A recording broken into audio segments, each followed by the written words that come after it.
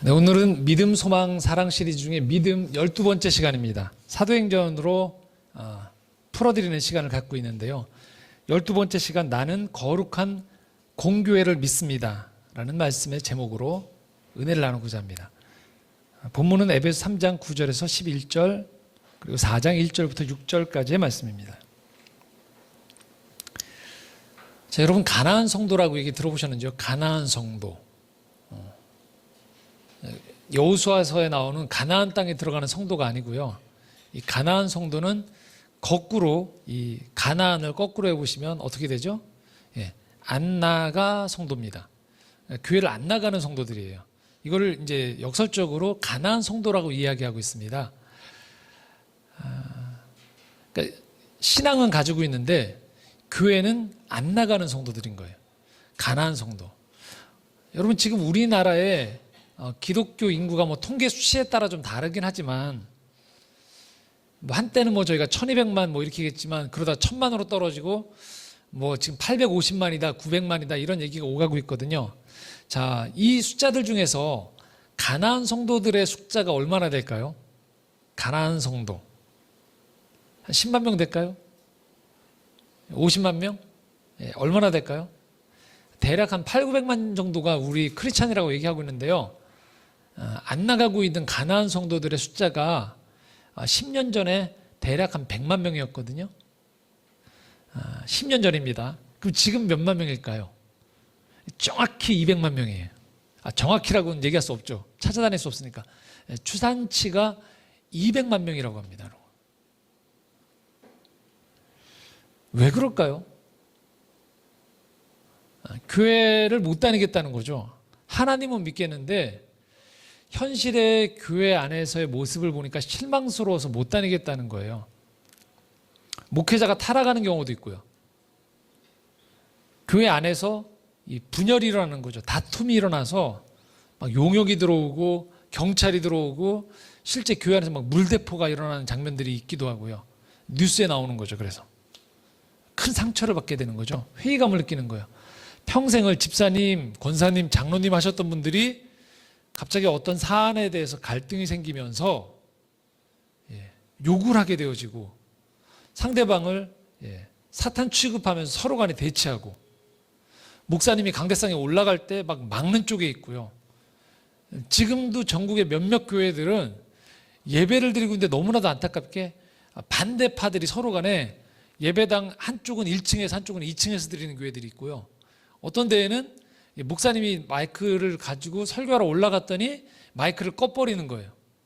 그 저쪽에서 목사님이 설교하고 있는데 반대쪽에서 찬송가를 부르고 있는 거죠.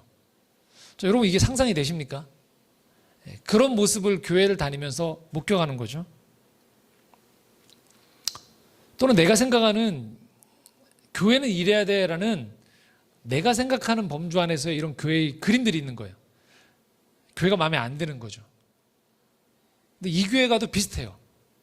저 교회 가도 비슷해 보이고 결국은 안 나가는 쪽으로 택하고 내가 그냥 성경을 읽든지 TV에 나오는 예배 실황을 내가 보면서 그냥 내 신앙을 지켜나가겠다라고 하는 분들 많습니다. 주변에. 제 주변에서도 많이 알고 있어요. 저도 이미.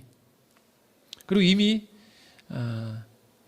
잠재적 가나안 성도로 교회를 다니고 있는 분들도 상당히 많고요. 곧 떠나실 분들인 거죠. 더더군다나 여러분 다 접하셨겠지만 지난주에 공중파 방송에서 또 한 시사 프로에서 최근에 논란이 되고 있는 한 대형교회, 제가 속해 있는 통합교단의 한 교회를 또 심층적으로 재정 문제라든지 이런 것들을 파헤쳐서 보도를 했었습니다. 보신 분들도 계시고 인터넷으로 대략적인 내용만 확인하셨을 텐데 지금 설교 시간이기 때문에 제가 다 설명을 해드릴 수 없고요. 내용 중에 일정 부분들은 좀 사실과 다르게 보도한 부분들이 분명히 있습니다. 그 교회 입장에서 제가 보니까 억울해할 만한 내용들이 있습니다. 그런데 대체로의 전체적인 큰 그림 안에서의 이 소위 메가처치라고 하죠. 대형 교회가 가지고 있는 부정적인 면들에 대해서 지적한 게 그다지 틀리지 않다라는 것이죠. 부인할 수 없는 부분들이 상당히 많이 있습니다. 자, 이런 방송이 나올 때마다 더더군다나 사람들은 기존에 다니고 있던 신자들도 계속 교회를 다녀야 되나에 대한 회의감이 들 수 있고요. 말할 것도 없이 교회를 안 다녔던 분들 입장에서 교회를 안 다녀야겠다라는 결심을 더 단단하게 만들어주는 계기가 되는 게 이런 일련의 사건들이죠. 자, 그런 가운데에서 오늘 말씀을 접하면 우리는 참 당혹스럽습니다. 왜 그러냐면 이 사도신경의 고백 안에 뭘 믿느냐라고 얘기하냐면 나는 거룩한 공교회를 믿습니다라고 고백을 하는 거예요. 그러니까 교회를 통해서 일하신 하나님을 나는 믿습니다라고 얘기하는 거죠. 자, 공교회라고 할 때 이 공자가 여러분들이 공공 질서를 지킵시다 할 때 그 여러 공자거든요, 한자로. 그러니까 그런 공공의 교회를 저는 믿습니다라는 교회예요. 반대말은 개교회를 말하거든요. 개별적인 교회. 그러니까 여기서 말하는 공교회할 때 공자라는 건 유니버셜, 캐톨릭. 그러니까 천주교에서 말하는 캐톨릭이라는 의미보다는 좀 더 넓은 본래 원어적인 의미에서의 보편적인 우주적이고 또 여러 하나님의 역사하시는 큰 의미에서의 교회를 저는 믿습니다라는 표현인 거예요. 자, 우리는 일련의 이런 사건들을 보면서 교회에 대한 회의를 품고 있는데 사도신경 우리가 믿고 있는 것 여기 안에 위배가 되는 거예요. 이렇게 일련의 사건들이 터지는 걸 보면서 우리는 교회를 믿지 못하겠다 하고 있는데 사도신경에서는 지금 나는 교회를 믿습니다라고 얘기하는 거예요. 우리가 보통 교회에 대해서 가지고 있는 생각은 이렇습니다. 교회는 목사님의 말씀을 들으러 가는 장소적인 개념이 있거나 또는 통로 정도로만 생각하라는 거죠. 그러니까 교회는 빈 깡통인 거예요. 하나님과 내가 만나는 그냥 통로 역할 정도로 교회를 생각하기 쉽습니다. 그러니까 교회의 가치 부여를 안 하는 것이죠. 자, 그런데 오늘 우리가 읽었었던 에베소 3장 9절에서 11절 말씀에는 이 교회의 역할에 대해서 분명하게 얘기하고 있는 한 장면이 나옵니다. 에베소 3장 9절에서 11절을 저희가 함께 읽도록 하겠습니다. 함께 읽겠습니다. 영원부터 만물을 창조하신 하나님 속에 감추어졌던 비밀의 경륜이 어떠한 것을 드러내게 하려 하심이라. 이는 이제 교회로 말미암아 하늘에 있는 통치자들과 권세들에게 하나님의 각종 지혜를 알게 하려 하심이니 곧 영원부터 우리 주 그리스도 예수 안에서 예정하신 뜻대로 하신 것이라. 9절 말씀을 보면 이렇게 표현하고 있습니다. 하나님의 속에 감춰졌던 비밀의 그 경륜, 신비가 드러내려고 해요. 영원전부터 있었던 이 하나님의 뜻이. 그런데 10절을 보십시오. 이렇게 표현되어 있습니다. 이것이 어디를 통해서 나타나느냐? 이는 이제 어디로 말미암아? 교회로 말미암아 나타난다는 거예요. 이것이 11절에 영원부터 우리 주 그리스도 예수 안에서 예정하신 뜻이라는 거예요. 자, 우리는 여기서 아주 중요한 하나님의 계획을 알 수 있어요. 교회라는 것은 인간 집단들이 모여서 어느 날 신앙생활을 해버리니까 이런 교회라는 집단이 있으면 좋겠다 라고 생각해서 인간들이 만들어낸 발명품이 아니라는 거예요. 하나님이 이 세상을 창조하실 때부터 형태와 유형은 좀 달라졌을지 모르지만 이 교회라는 형태를 통하여서 하나님의 지혜를 나타내시고자 하는 그 뜻은 처음부터 가지고 계셨다라는 거예요. 이렇게 표현드릴 수 있어요. 여러분들이 신앙생활을 하시다가 지금 이 자리에 우리가 창조의 정원이라는 이름으로 예배를 드릴 때 이곳에 오실 때 여러분들이 결국 하나님을 만났거나 하나님을 만나기 위해서 나오는 거거든요. 그런데 이 중에 누구도 이런 경우는 없다는 거예요. 그냥 길거리를 지나가다가 갑자기 불현듯 하나님이 살아계시구나 라는 계시를 받는 경우는 없다는 거예요. 그 사람이 사는 곳이 어디이든지 간에 유형의 무형의 또는 근거리이든 좀 장거리이든 그 지역에 어느 곳에 교회가 있고 교회 출석하는 성도들을 통해서 그들의 직접적인 전도이든 그들이 살아가는 모습을 통해서든 그 교회가 하고 있는 봉사를 통해서든 또는 내가 알고 있었던 교회를 출석했던 어떤 사람을 통해서든 또는 교회를 다니고 있던 어떤 사람의 기도를 통해서든 그것들을 매개로 내가 하나님을 만날 수 있게 되었다는 거예요. 아무것도 없는 가운데에서, 사막 한가운데에서 그냥 나 혼자 하나님의 지혜를 깨닫고 하나님의 구원을 알게 된 사람은 없다는 거예요. 그것이 왜 그러느냐? 하나님이 일하시는 방법이 교회를 통해서 오늘도 일하시기로 예정하셨기 때문입니다. 만약에 하나님이 그 방법이 아니고 교회를 쓰지 않으셨으면 처음부터 그냥 하나님이 다이렉트로 우리 각자에게 어떻게 하셨으면 될까요? 깨달아 알게 하면 돼요. 우리 생각의 씨앗에 그냥 하나님을 아는 생각을, 씨앗을 집어넣고 때가 되어지면 그게 발아해서 자라게 해서 누구나 다 하나님이 살아있구나라는 것을 자기 혼자의 계시와 깨달음으로 알 수 있게 해주면 됐어요. 하지만 하나님은 그렇게 안 하셨다는 거예요. 하나님은 모자라 보이고 깨져 보이고 부족해 보여도 교회를 통해서 일하시기로 하나님께서 작정하셨다라는 거예요. 마치 우리가 여기 있는 어느 누구도 어머니의 모태를 통과하지 않고서는 이 세상에 태어난 사람이 아무도 없는 거죠. 그냥 갑자기 이 공기가 만나서 갑자기 발아가 되어지면서 갑자기 아이가 태어나는 법은 단 한 사람도 없습니다. 우리 모두는 어머니의 모체로 태어나도록 그렇게 예정되어 있고 그렇게 우리는 태어났다는 거예요. 비록 그 어머니가 잘났든 못났든 건강하든 건강하지 못하든 지혜롭든 지혜롭지 못하든 우리 모두는 육신의 우리는 이 땅에 태어날 때 어머니의 모체로부터 태어났다는 거죠.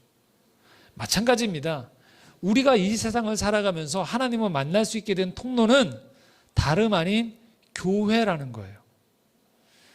우리는 이 신앙 고백을 하면서 첫 번째, 그래서 여기에 우리의 겸손함을 드리는 거예요. 우리는 하나님께서 교회를 통하여서 오늘도 일하고 계심을 믿습니다라는 신앙 고백이 이 안에 담겨져 있는 거예요. 나 혼자 현실의 교회가 싫으니까 부정해버린 상태에서 마치 내 혼자의 수행과 득도를 통해서 마치 하나님을 깨달았냐 하지 말라는 거예요. 부족해 보여도 우리는 모두 하나님이 영원 전부터 이 세상을 창조하실 때부터 만드셨던 교회를 통해서 하나님을 만나게 된 사람들입니다라는 고백이 이 신앙 고백 안에 있는 첫 번째 이야기입니다. 자, 두 번째는요. 그러면 이 교회를 우리는 하나님이 고안하시고 디자인하셨는데 어떻게 나오게 된 걸까요? 여기 있는 분들은 다 창조정원에 나오실 때 나름의 계산을 하시고 나오셨다고 생각을 하거든요. 저도 마찬가지로 창조의 정원을 개척을 하면서 시작할 때 내가 이런 교회가 있으면 좋겠구나 하고 아이디어를 내서 이 교회를 시작했다라고 생각이 쉽습니다. 하지만 성경은 다르게 이야기하고 있어요. 4장 1절 한번 같이 읽겠습니다. 4장 1절 읽겠습니다. 시작. 그러므로 주 안에서 갇힌 내가 너희를 권하노니 너희가 부르심을 받은 일에 합당하게 행하여 라고 되어 있습니다. 자, 교회에 있는 성도들에게 표현하는데요. 주 안에서 갇힌 내가, 감옥에 있는 사도 바울이 지금 옥중에 있는 가운데에서 이 편지를 받는 에베소 교회 성도들에게 뭐라고 표현하냐면 이렇게 표현하고 있습니다. 너희를 권하노니 너희가 어떻게 된 대로 부르심을 받은 일에 합당하게 행하라는 거예요. 하나님이 부르셨다라는 거예요. 4장 4절 한번 더 읽어볼까요? 4장 4절입니다. 같이 읽겠습니다. 몸이 하나요 성령도 한 분이시니 이와 같이 너희가 부르심의 한 소망 안에서 부르심을 받았느니라. 자, 우리는 놀랍죠? 내가 선택한 줄 알았어요. 뭐 예를 들면 제 설교 말씀이 여러분하고 잘 맞는다든지 이 교회 분위기가 여러분에게 적합하다고 생각했든지 또는 이 교회는 다른 교회에 비해서 강압적이지 않거나 아무것도 안 시키는 것 같아 나오셨든지 여러 가지 이유가 있을 수 있어요. 그런데 그 모든 것들 속에서 나는 내가 생각했다고 생각하면서 예배를 드려 나왔는데 알고 봤더니 이제 이런 내 생각을 누가 이끄셨다는 거예요? 하나님이 이끄셨다는 거예요. 우리는 이 고백을 할 수밖에 없는 거예요. 오늘도 우리가 교회를 다닌다는 것은요, 하나님이 우리를 부르셨다라는 것들에 대한 고백이라는 거예요. 이것을 우리가 알 수 있는 것 중 하나가, 주일날 오전 11시에 여기 나오신 여러분들은 초인적인 분들이세요. 그렇지 않나요? 네. 여러분 가만히 한번 생각해 보십시오. 월급을 받는 직장을 다닐 때에도 여러분 아침에 출근하려고 하면 가기 싫다는 얘기를 해요. 그렇죠? 근데 여기에 나오신 여러분들 중에 누가 안 나오신다고 해고하는 법이 없거든요. 네. 오히려 여러분들 헌금을 드려요. 그리고 크든 작든 이 교회 안에서 뭔가 보탬이 되고 또 기여를 하기도 하고, 그것이 어떤 물질의 형태든 섬김의 형태든 크든 작든 간에 여러분들이 뭔가를 기여를 합니다. 그런데 여기를 몸도 피곤한 주일 오전 11시에 시간을 맞춰서 오신다는 거예요. 가능할까요? 그렇지 않습니다. 우리 마음에, 우리 영혼 가운데 하나님의 이 부르심이 여러분을 초청하고 있는 거예요. 그리고 오늘 여기에 나오신 여러분들은 그 하나님의 부르심 앞에 우리가 응답해서 이 자리에 나온 거죠. 그것이 예배의 본질이에요. 여기 나와 있는 우리는 지금 하나의 쇼핑을 하기 위해서 와서 종교적인 기독교라는 상품을 내가 적당히 취하고 적절하게 음식을 맛보듯이 맛보고 돌아간다라고 생각하기 쉽지만, 소비주의 사회 속에서, 하지만 하나님은 그 우리의 그런 얕은 또는 이런 계산적인 생각 너머에서 우리를 이끌어주고 계신다는 거예요. 그래서 교회는요, 어떤 사람들이 모이는 것이냐? 부르심을 받은 사람들이 모여 있는 곳이 교회인 거예요. 오늘도 하나님은 부르세요, 사람들을. 이곳에 초청해서 함께 예배자로 부르게 하시고 불러주셔서 이 교회를 통해서 하나님의 지혜를 깨달아 알 수 있도록 만드신다는 거예요. 일주일의 삶을 돌아보십시오. 우리가 사는 모든 일상은 온통 사실은 내 피로를 채워가기에 급급하면서 사실 살아가거든요. 허나 우리는 기꺼이 주일 예배의 자리에 나와서 우리가 하나님께 예배를 드린다고 표현하고 있어요. 헌금을 드리고요. 헌신한다는 표현을 씁니다. 이 모든 것들은 결국 우리 영혼 가운데 찾아오시는 그 하나님의 부르심 앞에 우리의 영혼이 기뻐 맞이하는 것을 의미하는 것입니다. 오늘 이 자리에 오신 여러분들은 결국 하나님의 이 부르심 앞에 응답해서 이 자리에 나온 너무나도 복된 사람들이라는 것이죠. 그것이 우리가 가지고 있는 이 교회라는 이 공동체가 가지고 있는 두 번째 중요한 특징인 것입니다. 자, 이쯤 되면 여러분들이 질문을 하실 수밖에 없어요. 어떤 질문이냐? 아니, 하나님이 부르셨으면, 이 교회가 불러주셨으면 그렇게 하나님이 알아서 아름답게 멋있게 그리고 그럴듯하게 아무 사고 없이 괜찮은 곳으로 만들어져야 되는데 왜 우리가 알고 있는 현실의 교회들은 이렇게도 엉망이 많습니까? 왜 예배는 이렇게 졸리고, 왜 교회는 분열과 다툼이 있고, 창조의 정원에 나오시기 전에도 교회들, 다른 교회를 다니시면서도 여러분 그런 생각을 해보셨을 거예요. 지루하다. 또 때로는 정말 하나님이 살아계신 게 맞는가라는 생각이 들 정도의 여러 가지 생각을 하시면서 여러 가지 그런 갈등과 또 의문과 이런 것들이 가득한 가운데에서 신앙생활을 하셨을 거예요. 그리고 때로는 어떤 교회의 모습에 실망하기도 하고요. 왜 그럴까? 왜 현실의 교회의 모습은 왜 이럴까에 대한 질문이 저도 들었고 여러분도 드실 겁니다.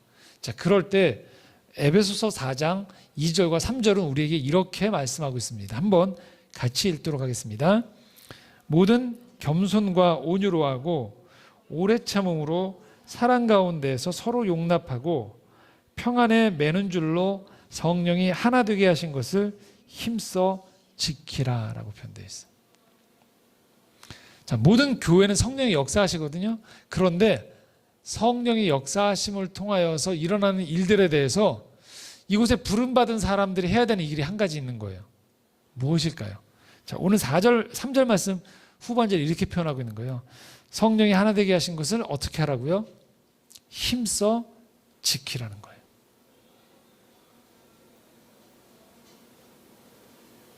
힘써 지키라. 이렇게 표현할 수 있는 거죠. 현실의 교회들이 힘써 지키지 않은 거예요.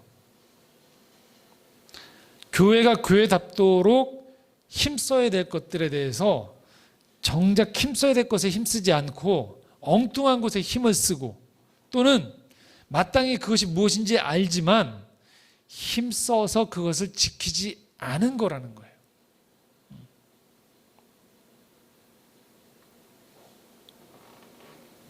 집안에 있는 가구조차도 가만히 두면 먼지가 껴있는 것을 많이 보실 겁니다. 부지런히 닦고 청소하고 다듬지 않으면 먼지가 끼어서 결국 사용할 수 없게 되어지는 것이죠. 저희 집에도 운동기구가 있는데 한 2달 정도 바빠서 운동기구를 이용하지 못했다가 한 2주 전쯤에 제가 다시 운동기구를 사용했어요. 한 2달 정도 사용하지 않았었거든요. 어느새 페달을 밟는데 뻑뻑한 감이 도는 것들을 알 수 있었어요. 왜 그럴까요? 힘써서 사용하지 않았기 때문이죠. 방치해뒀을 때 그런 일들이 벌어지는 것이죠. 현실의 교회가 왜 우리에게 실망을 안겨줄까요? 힘써 지키지 않기 때문에 그렇습니다.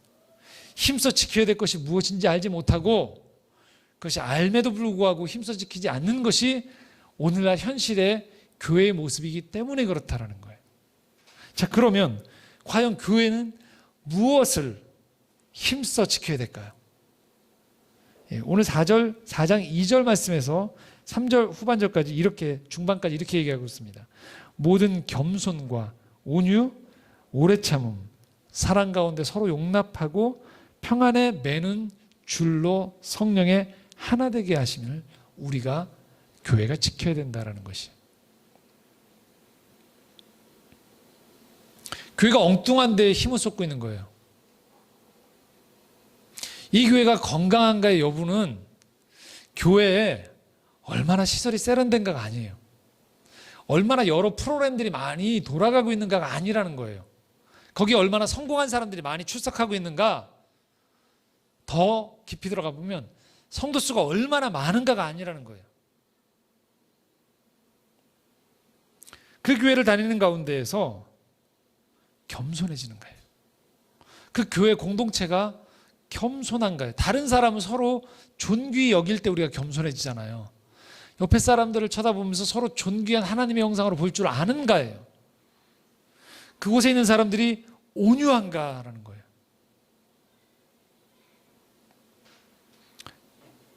오래 참을 수 있고요.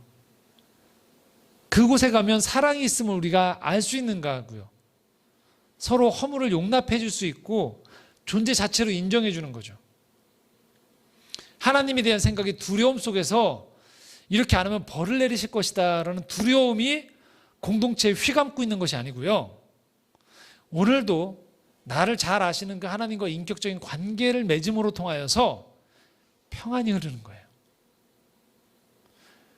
획일적인 군대 문화처럼 그래서 일사불란하게 움직여지는 것이 아니고 느슨한 듯 하지만 우리가 한 방향을 향해서 나아가는 그런 뜻을 같이 하는 사람들이다라는 것에서 오는, 마음에서 오는 일체감이 그곳에 있어줘야 된다는 거예요. 그런 영적인 뿌듯함, 이건 교만과 다른 거죠. 그리고 안정감, 그리고 서로를 향해서 우리가 그렇게 영혼을 향한 여정에 잘 가고 있구나에 대한 서로를 향한 축복이 넘치고 있는 것, 그렇게 되어지지 않는 것들이 발생하면 위기구나 라고 생각하는 것이죠. 그럴 때 우리는 그 공동체가 참으로 존귀하고 교회답다라고 얘기할 수 있는 것이고요. 이것은 여러분 개인에게도 해당이 되어지는 거예요. 여러분 개인을 지금 살펴보시기 바랍니다. 멀리 볼 필요 없이요. 나의 삶에 지금 겸손함이 흐르고 있는가? 한 사람의 교회로서 나는 온유한가? 나는 오래 참을 수 있는가? 그리고 나는 사랑 가운데에서 이 땅에 많은 부족한 것들, 깨어진 것들, 상한 것들 모자란 것들을 보면서 긍휼의 마음을 품고 있는가? 그리고 내 삶은 평안히 진정 흐르고, 그리고 여기 있는 모든 이 세상의 만물이 나와 하나님 안에서 연결되어 있음을 알면서 생태의 문제든 이 땅의 어떤 살아가는 삶의 여러 가지 정치, 경제, 문화들을 보면서 어떤 연대적인 책임의식을 느끼고 내가 살아가는가, 중요한 문제입니다. 자, 이런 것들을 주님은 말씀을 통해서, 예배를 통해서, 봉사를 통해서, 경건 생활을 통해서 끊임없이 우리에게 물어보시는 거예요. 지금 그런 것들이 괜찮니? 라고 물어보세요. 만약에 요란벅적지근하고 사람들이 부러워하고 있음에도 불구하고 내 개인의 삶이, 또는 그 교회라고 불리는 어떤 집단이, 자, 이런 것들이 점점 사라져버리고 있는 거예요. 그러면 우리는 힘써 지키라고 하고 있는 것을 힘써 지키지 않고 있는 거예요.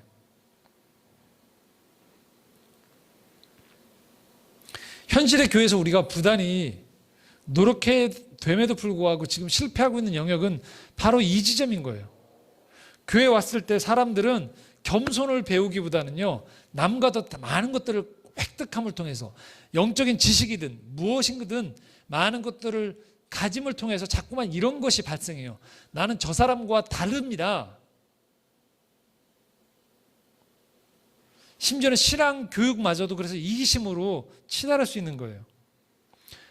많은 성도들이 신앙생활을 하고 있는데 영적인 체험을 하고 있다는데 그 사람들 옆에 가면 온전하지 않은 거예요. 그 사람이.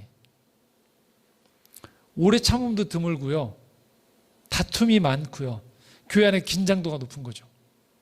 그래서 오늘도 저는 우리 교회가 각성하고 바로미터로 늘 체크해야 되는 점들이 바로 이런 지점들이 아닌가라는 생각이 든다는 거죠.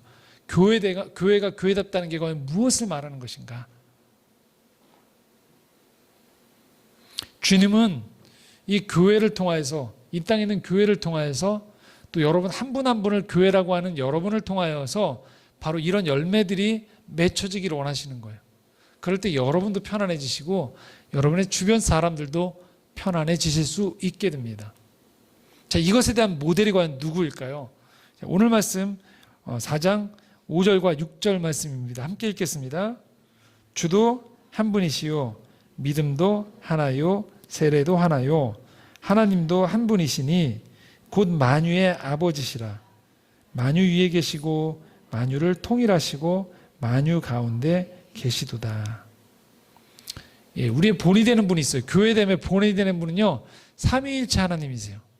근데 하나님이 우리에게 다가오실 때 한 분으로 다가오시는 거예요. 어떻게 가능할까요? 이 세 위격에 계신 성부 하나님, 성자 예수 그리스도, 성령 하나님이 서로 간에 다툼이 없이 아름답게 서로 간에 춤을 추시면서 하나의 공동체로서 우리에게 다가오시기 때문에 우리는 그분을 한 분으로 인식하는 거예요. 오늘날 우리가 교회가 됐다는 건 뭐냐면요, 자, 기꺼이 우리가 창조의 정원, 교회라고 부를 때 뭘 말하느냐, 우리는 창조의 정원이라는 공동체를 통하여서 이런 것들을 경험합니다가 우리의 본질이라는 거예요. 자, 지금도 우리는 여기에 남녀노소가 함께 앉아 있습니다. 함께 예배드리는 거죠. 살아오신 직업도 다양하고요, 고향도 다르고 여러 가지 학력도 제각각입니다. 인생에서 성공을 경험한 분도 있고 실패를 경험한 분도 계세요. 자, 여러분, 이게 지금 여러분 이렇게 예배 가운데 앉아 계시니까 자연스러운 것 같지 않습니까? 그런데 한번 가만히 살펴보십시오. 지금 이 예배를 마치고 문을 열고 나가시는 순간에 여러분이 접하는 사회에서 이런 집단이 있는가를 한번 가만히 생각해 보세요. 예, 드뭅니다. 층이 정해져 있는 거죠. 직장에 들어가려면 시험을 쳐야 되고요, 어느 곳에 들어가려면 반드시 하다못해 어떤 커뮤니티에 들어가려도 회비를 내든지, 커피숍 하나 들어가려고 해도 우리는 거기다 회비를 내야 됩니다. 가격표를 지불해야 되죠. 그리고 심지어는 소위 문화 트렌드가 발달한 곳에 가면 갈수록 정해져 있는 것들을 보게 돼요. 예전에 제가 10년도 더 전에 사역했던 교회 목사님, 전도사님들이 주말에 사역을 마치고서 그 당시에 가장 핫했던 곳이 홍대였습니다. 저는 지금 창조정원에서 예배를 드리다 보니까 비교적 약간 그래도 세미 정장으로 예배를 드리지만 기존 교회에서 예배를 드릴 때의 복장은 작업복, 직업복이 있거든요. 교육자들도 어떨까요? 다 검정색 양복을 입고 있습니다. 넥타이에. 예배를 마치고 난 다음에 저희가 홍대에 그 교육부서 목사님과 전사님들이 홍대에 있는 그 커피숍에 갔거든요. 놀라운 사실은 모든 커피숍에서 거절을 당했어요. 소위 말하는 물이 흐려지는 거죠. 그 핫한 젊은이들이 있는 장소에 커피숍에 예쁘고 옹기종기 앉아 있는데 저희가 보니까 분명히 저기 자리가 있어요. 자리가 없다고 얘기하더라고요. 그래서 결국은 저희가 들어갈 만한 데를 결국 찾아서 들어가긴 했는데 씁쓸했습니다. 왜요? 딱 보니까 시커먼 옷을 입은 사람들이 열 몇 명이 동일하게 오고 있으니까 저 사람들이 커피숍에 들어와 있으면 물이 흐려질 것 같은 거예요. 그래서 알아서 당신들은 못 들어옵니다고 얘기하지 않고 예약이 돼 있다라는 둥, 들어오실 데가 없다는 둥에서 저희를 안 받아주고 있더라고요. 커피숍인데도. 사회에서 우리가 경험하는 것은요, 뭘 말하냐면요, 이렇게 나름의 층이 다 있어요. 여기에 관련한 자격 조건을 구비하지 않으면 어렵습니다. 하지만 여러분, 교회는 어떨까요? 그렇지 않습니다. 이곳에 누가 오셔서 예배를 드리시더라도 환영합니다. 그것이 교회예요. 우린 지금 이렇게 앉아서 예배를 드리면서 너무 당연한 듯이 생각하지만 그렇지 않습니다. 이것은 교회라는 이름 가운데 하나님의 불러주심이 오늘도 역사함을 통하여서 일어나는 아름다운 일이라는 거예요. 완벽하게 잘 되고 있다는 얘기가 아니에요. 그러나 하나님은 우리가 더 그렇게 온전한 모습으로 서로 하나가 되어지시기를 원하면서 교회를 끊임없이 교회답게 되어지기를 요청하신다는 거예요. 그리고 이걸 보여주시는 거예요. 천국이 바로 이런 것이다라는 것을 이 교회의 모습을 통해서 자꾸 세상에 보여주고 싶어 하시는 거예요. 그래서 교회가 교회다워지라는 이유는 다름 아닌 눈에 안 보이고 언젠가 우리가 누리게 될 그 천국의 모습이 이런 것이다라는 것들을 그래도 암시적으로나마 예표적으로나 또는 이것이 표지적으로나 이렇게 우리가 미리 맛볼 수 있도록 하기 위해서 교회가 교회다워지기를 요청하신다는 거예요. 그래서 오늘도 교회는 이 삼위일체 하나님의 이 사귐을 닮아가서 이런 사귐을 통하여서 하나 되는 것들을 추구해 나가고 있습니다. 그것이 교회의 본질이라는 것이죠. 그리고 두 번째, 교회는 그러면 이 세상 속에서 어떻게 살아가야 되느냐? 6절 하반절에 이렇게 표현하고 있습니다. 삼위일체 하나님이 이 땅 가운데 존재하시는 방식인데요, 만유 위에 계시고 만유를 통일하시고 만유 가운데 계시도다라고 표현하고 있어요. 그러니까 이 세상 만물 속에서 하나님은 만물에 함몰되어지지 않고 만물 위에 계시고요, 이 모든 일들 속에서 하나로 만드시는 역할을 하고, 그리고 그 안에서 임재하시는 방식으로 삼위일체 하나님이 지금도 역사하세요. 하나님이 안 계신 곳은 없어요. 그러나 하나님이 그곳에 완전히 잠식당한 곳도 없다라는 거예요. 하나님은 이 땅에 교회가 그렇게 되기를 원하신다는 거예요. 교회는요, 세상에 속한 것이 아니에요. 그러나 교회는 세상이 하나가 되어지는데 기여를 하는 곳이에요. 그리고 더불어서 교회는요, 그리고 교회의 성도들은요, 이 세상 속에서 존재하되 임재하되 어떤 방식이냐면요, 소금과 빛의 방식으로 이 세상 속에서 살아가는 겁니다. 이것이 교회의 사명이에요. 그래서 교회는요, 세상을 닮아가도 안 되고요, 세상과 분리되어서도 안 되는 거예요. 세상 속에서 오늘도 세상 속에 살지만 세상을 바꾸는 영향력을 가지며 살아가는 존재들이 바로 교회라는 거예요. 이게 교회라는 공동체가 지금 특징이고요, 또 이 교회의 구성원을 가지고 있는 구성원이 되어지는 여러분 한 분 한 분이 교회로서 살아갈 때 그렇게 세상 속에 살아가신다는 것들을 기억할 필요가 있다는 거예요. 자, 그러면 오늘 얘기의 마지막 결론 부분입니다. 교회는 과연 그럼 세상 속에 살되 어떻게 영향력을 행사할 수 있을까요? 오늘 우리가 읽었던 이 사도신경의 고백에서 이렇게 표현하고 있습니다.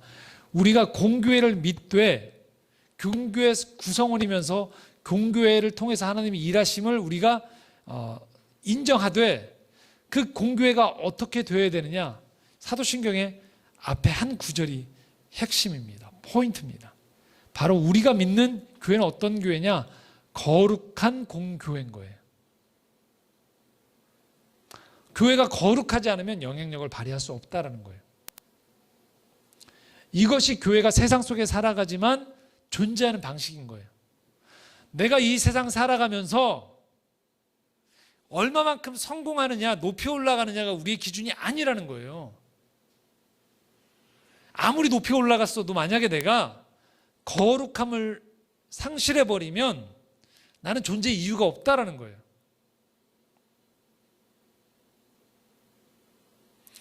마치 냉장고 안에 아무리 좋은 음식이 있어도 유통기한이 지나서 부패한 음식은 먹을 수 없듯이 우리가 어느 곳에 있어서도 만약에 우리가 거룩함이라는 이 신선도를 유지하지 못하고 부패해버리면요, 우리는 존재의 이유가 상실되어져 버리는 거예요. 다시 말하면 우리를 불러주신 목적에 합당하게 못 살고 있다는 거예요. 그래서 오늘도 우리는 우리 스스로에게 물어봐야 된다는 거예요. 우리는 거룩하게 살고 있는가?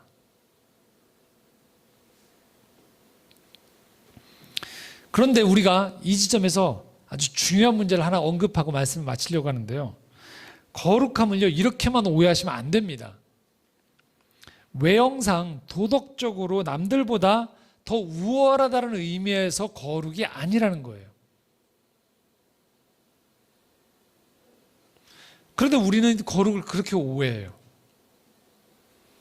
나는 전혀 죄를 짓지 않습니다라고 자꾸 프레임을 짜서 상대방을 몰아내고, 오늘도 이 사회 속에서 그렇게 살아가는, 내가 거룩하다라고 생각하는 사람들의 외침 때문에 수많은 사람들이 기독교의 존재 방식을 혐오하는 방식으로 바라보는 시선들이 자꾸만 늘어가고 있어요. 그러면 세상 속에 살아가되 교회의 존재 방식에 있어서의 거룩함이 무엇일까요? 한 신학자의 이야기를 제가 소개해드리면서 이 거룩을 좀 정리해 보려고 하는데요. 다니엘 밀리오레라는 이 조직 신학자가 있어요. 이분이 교회에 대해 설명하면서 이렇게 표현을 했습니다. 한번 들어보십시오.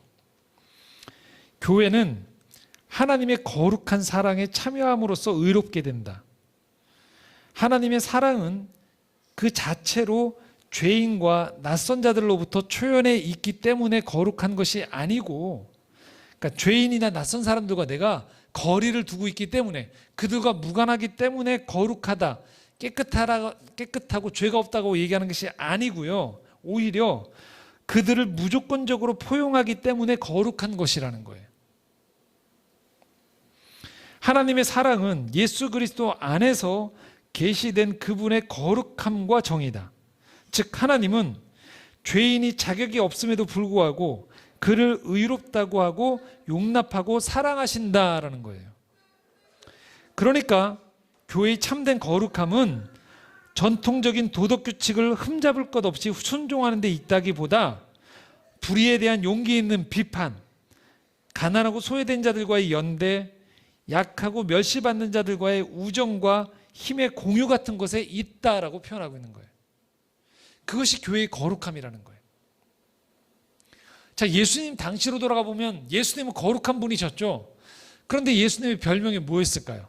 저가 세리와 창녀들의 친구라고 불렸어요. 죄인들의 친구다라고 불린 거예요. 그 당시에 거룩했다라고 했던 종교 지도자들은 어떻게 얘기했을까요? 나는 저 사람들과 다르다고 얘기했어요. 저 사람들과 다르게 나는 이러한 종교적인 법칙을 수행하기에 나는 거룩하다고 얘기했던 거예요. 하지만 예수님은 죄인이라고 불러지는 그 사람들 속에 찾아가셔서 손을 내미셨다라는 거예요. 붙잡아 주셨다라는 거예요. 거기에 교회의 거룩함이 있다라는 거예요. 사랑하는 자녀가 비가 오는 날 흙탕물에 놀다가 또는 비 맞으면서 집으로 뛰쳐오다가 온몸이 젖어버리고 진흙이 온몸에 가득 묻어버린 거죠. 그때 부모는 어떻게 할까요? 그 자녀를 내칠까요? 집안에서 따뜻한 온기에 차 한잔을 하면서 깔끔한 옷을 입고 있었던 부모가 자녀가 흙탕물에 뒹굴고 있는 모습을 보면서 너는 왜 이렇게 더럽게 사니? 라고 하면서 다 말리고 깨끗하게 하고 돌아라고 할까요? 예, 그런 부모는 없죠.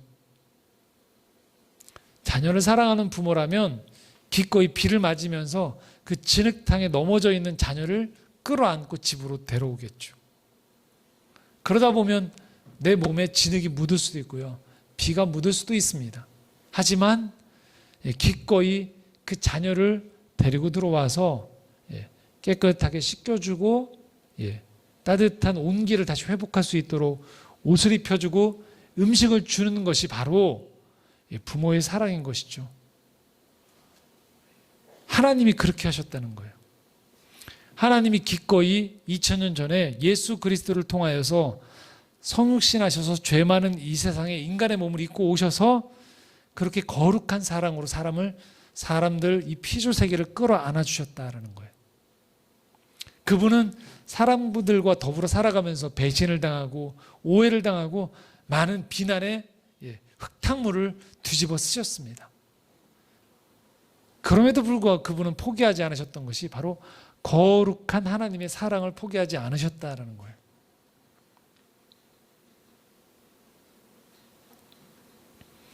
오늘 이 땅에 살아가는 교회가 회복해야 되는 이 거룩한 공교회성은 무엇일까요? 바로 이 하나님의 거룩한 사랑을 우리가 닮아가는 것입니다. 배워가는 것입니다. 그리고 그렇게 주님의 손과 발이 되어져서 이 땅 가운데에서 이 교회됨을 회복하는 것입니다. 말씀을 정리하겠습니다. 오늘도 우리는 거룩한 교회를 믿는 사람으로 부름받았습니다.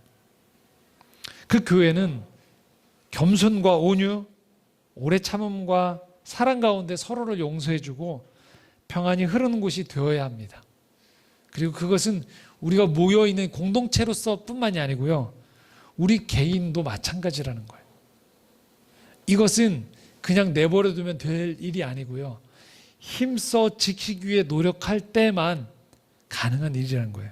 물론 그 힘써 지키는데 성령 하나님은 우리를 도와주십니다.